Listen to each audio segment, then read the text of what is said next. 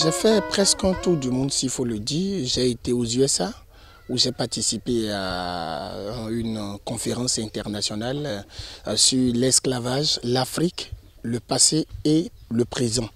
Et là, je suis parti en tant que chercheur historien et président de l'association de recherche en histoire et culture du Bénin, où j'ai développé ce thème intitulé à la recherche des Daroméens mis en esclavage.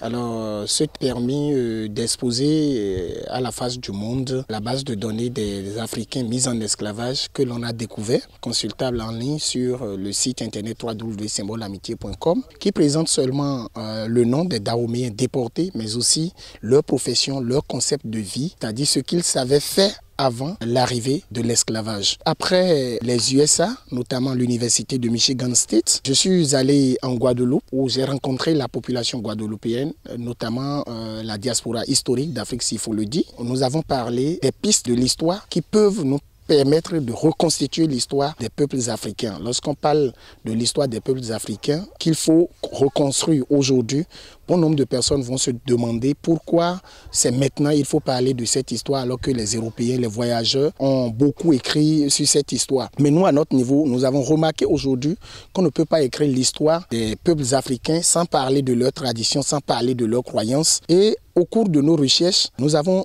réalisé que les couvents vaudous aujourd'hui portent la mémoire des personnes déportées. C'est un peu bizarre de le dire aujourd'hui lorsque vous rencontrez des adeptes des cultes vaudous et que vous lisez sur leur corps des scarifications allant de 100 à 300 et allant même jusqu'à 500 coups de meurtrissure sur leur peau. Vous n'allez jamais imaginer que chaque coup de blessure sur leur corps, chaque meurtrissure sur leur corps représente ou répond à un nom de personnes déportées. Pour réaliser cela, de se poser cette question, mais pourquoi doit-on violenter la peau ou la chair d'une personne vivante jusqu'à cette hauteur? Parce qu'il y a des personnes qui portent des milliers de coups de scarification sur leur corps, je veux dire des cicatrices sur leur corps.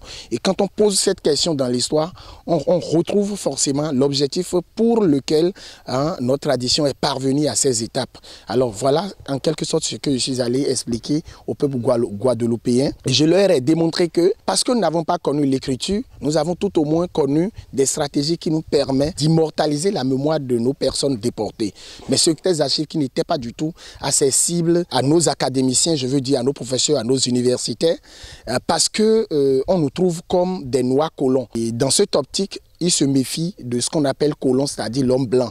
Alors, ce que nous avons réussi à faire, c'est que nous avons mérité la confiance de ces patriarches. Et en méritant leur confiance, on a pu avoir accès à ces archives aujourd'hui que nous sommes en train de reconstituer. Et nous remarquons aujourd'hui que notre histoire est encore intacte, elle est écrite dans les couvents vaudous.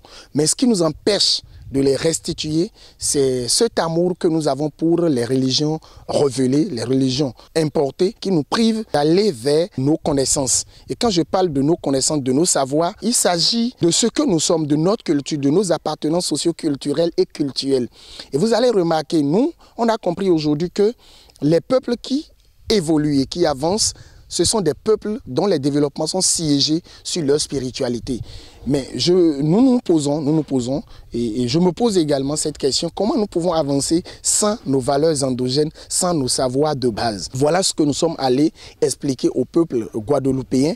Et cette même mission, nous l'avons conduite sur la Martinique, où nous avons été reçus par plusieurs télévisions, comme en Guadeloupe, nous avons été reçus par la télé Alizé, et la Guadeloupe première, comme nous avons été reçus par la radio APAL en Martinique.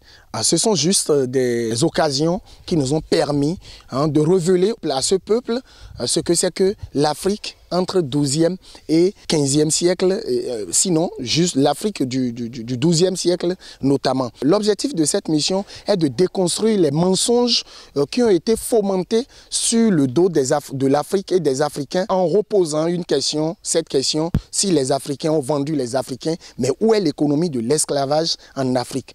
Et si nous n'avons pas pas de réponse à cette question. Cessons de dire que les Africains ont vendu les Africains, mais de reconnaître seulement que les Africains ont été surexploités contre des Africains. Alors voilà ce que nous sommes partis dans les pays d'outre-mer. Et puis en France, je suis allé participer à l'édition d'un document sur l'esclavage, un document qui va paraître dans les tout prochains jours.